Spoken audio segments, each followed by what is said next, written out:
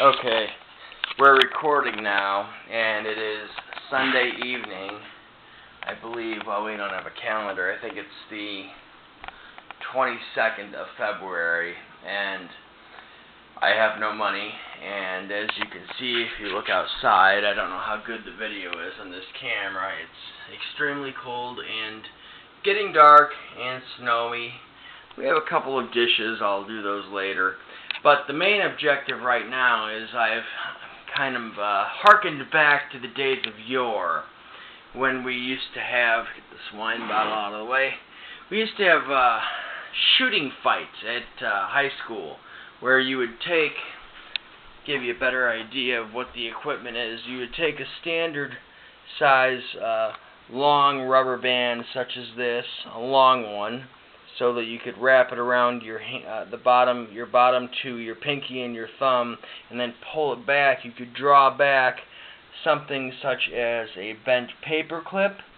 I've got several here that I've just made, but I actually used to manufacture my own ammunition, and I would use hardened blue steel nails that I would get from Milan Surplus out there in Milan, Illinois, small town. They had a surplus shop out there, and just to kind of give you a better idea of what this looks like, I know I don't have the best background. You can see the rubber band. It's along about I don't know, maybe 6 inches each direction. I don't know what the diameter of that would be. Radius of maybe 3 inches.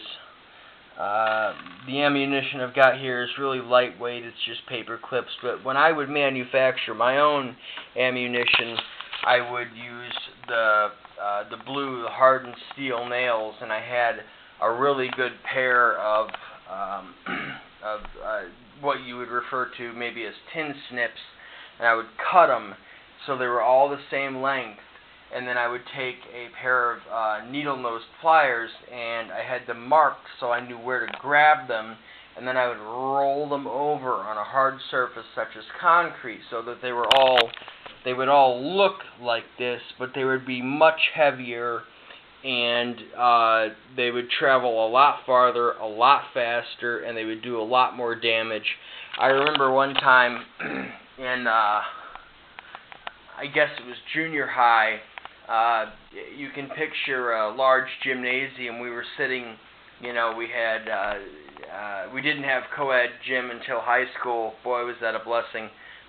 That was really a blessing. But at the time, it was just the boys, junior high boys, and I had just begun the war that eventually escalated into an entire investigation by the high school or the junior high, because they wanted to know who started this shooting battle, and I spread the technology and the knowledge of how to bend the nails and how to make the best ammunition and how to get the best rubber bands.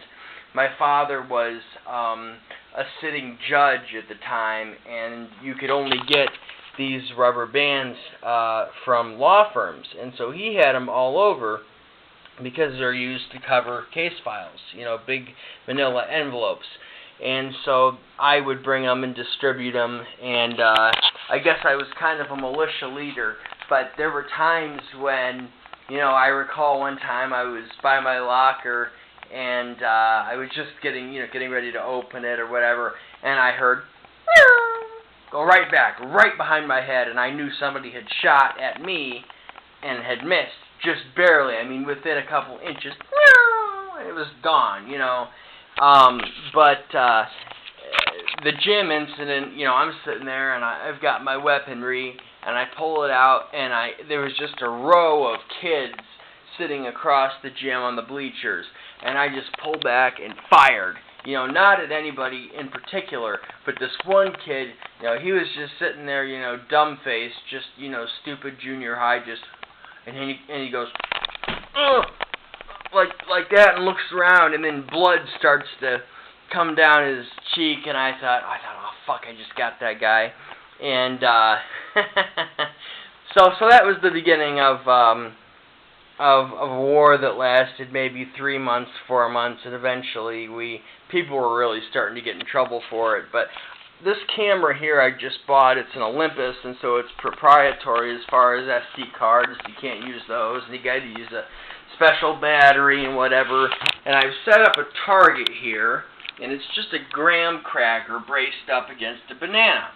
And I don't want to risk injuring my camera, but I'd like to get a shot of, I wonder if I can balance it on one of these glasses. I'd like to get a shot of this graham cracker exploding when I hit it, and I don't know how long it's going to take me to hit it. It might take a couple minutes, so bear with me because I don't know how to edit this video. So, here we go.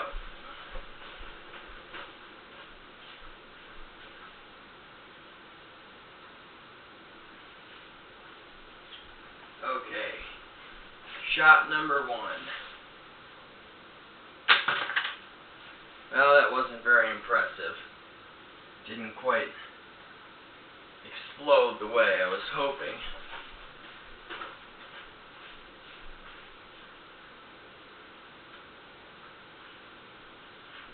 But these are traveling at a high rate of speed, so they go right through a lot of things. Shot number 2. A little better. I guess that's all the better it's going to get for the graham cracker. As you can see, it goes right through. I had shot through a couple of these boxes. You can see there's some, well, you can see some damage here. They won't go, well, there's some more on the front. As long as you take the bag out from the inside, it will go all the way through.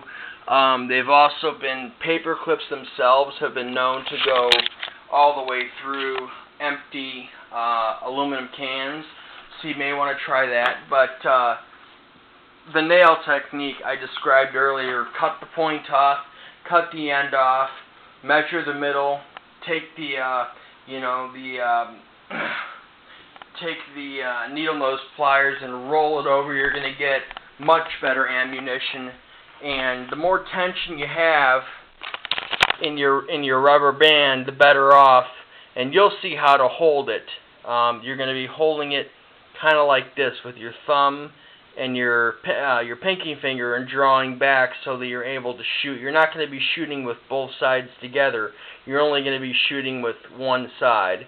And you'll play around with it and learn how to do it. It's a lot of fun. You can even take it outside and try it. If you get the heavier ammunition, you can shoot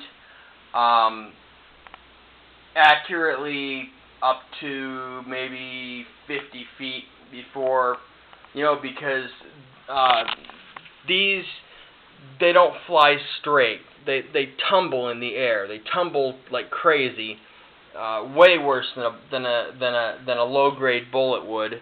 So beyond 30 or 40 feet, you start to lose your accuracy, even with the best ammunition. But anyway, I was bored, and I just thought I'd share that. So enjoy.